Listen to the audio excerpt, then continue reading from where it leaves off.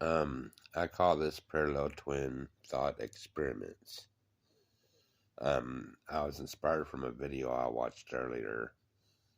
It was called Would Teleportation Terminate the Original You? And it was a thought experiment based on a philosopher's idea of creating an exact likeness of you. Well, all he did in his thought experiment was just bring your parts together to make you exactly alike, to make your clone exactly like you. That doesn't really create a real you. In order to create you yourself, you have to have the same likeness, the same mirror imagery, and that all starts in a symmetrical mirror-like room with an imaginary mirror divide. I should have made that a dashed mark. But it could be in any room. It don't have to be spherical or a circle in this case. It could be square, cube, or anything like that, just as long as it's symmetrical along a imaginary boundary on both sides. So he imagined that the person, the clone of yourself, comes slowly together in whatever fashion that a clone would be duplicated. My idea is instantaneously create a clone where, and you're both given the same stimulation to feel the same exact feelings and the same exact chemical and electrical processes in the body and physical makeup. And your clone, trying to do this the best I can, is created instantaneously after you are scanned. And so if both of you are made to feel the same creation of the other, then only then are you truly like each other. You're truly exact perfect clones. And this video is really about determinism. If there's a determinism on the macro scale of our world, you would create something very like quantum effects on our level of reality. Like this trapping of free will. Who's real? Which one's real? You or your clone in the mirror environment where you're both created, or your clone's created instantaneously, and you're both made to feel the same exact physical, electrical, chemical responses to this creation. You're trapping your free will.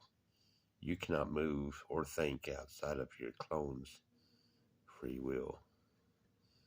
What you think is your free will is actually trapped.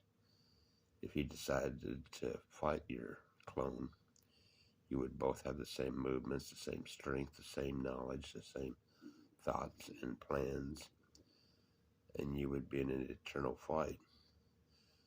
But say that you're more civilized and you decide to walk out.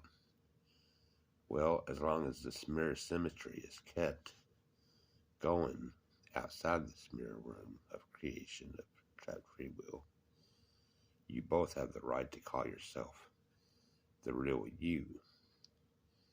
But if your clone walked out of this mirror room, I'm not drawing this too well. If he sees a difference, that it's not like what you saw or he saw or both of y'all saw when you came in, then he would know instantly that he's not the real person. He's a clone. But there comes a point somewhere down the line, if this world went on for, if this symmetrical environment went on for a long time, there would come a point where, a fuzzy type of point, where both of y'all would then have the right to be called the real you. because after the twisting and turning of the mazes of this symmetrical extended world, there'd come a point where it'd be useless to even try to remember where you came in at, or the symmetricalness of the situation, because we don't have a perfect memory.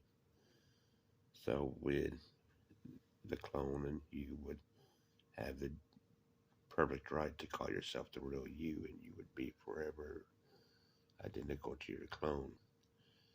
Maybe sharing different experiences, but you would, if you consider a consciousness being a shared experience, then both of you would have the right to call yourself the real you. Okay, so that's determinism for this one parallel twin thought experiment. And it's all based on simultaneously creation of another you and the mirror symmetry of the environment. Now, this is the two places at once. Say that you're in a scanning machine and you have it set to reproduce you in 2073, 50 years from now. Well, would you walk out here? Again, I'm drawing this poorly. Would you walk out here? Or would you walk out in 2073? Or would you walk out in both 2023 and 2073? It's the two places, not only in space, but in time too.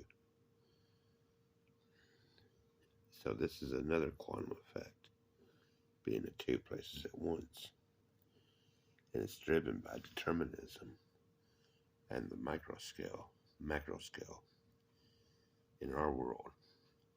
If you create these conditions through determinism, then that's what gives rise to the quantum effects on the macro level. And so there's very good reason, I believe, why we're not allowed to have total certainty of the quantum situation, because it keeps weird things from happening on the macro, large-scale level. Everything is confined to the quantum level through uncertainty. And but these are things to consider when you consider teleportation. In the video that I'll post in this description, he talks about a teleportation machine where I consider portals to be the perfect instrument for teleportation, namely my type of portals. Televisual, the step beyond, is cosmic portals. And these things would have to be considered determinism and what I call the parallel twin thought experiments of trapping free will and being in two places at once. Well, thanks a lot.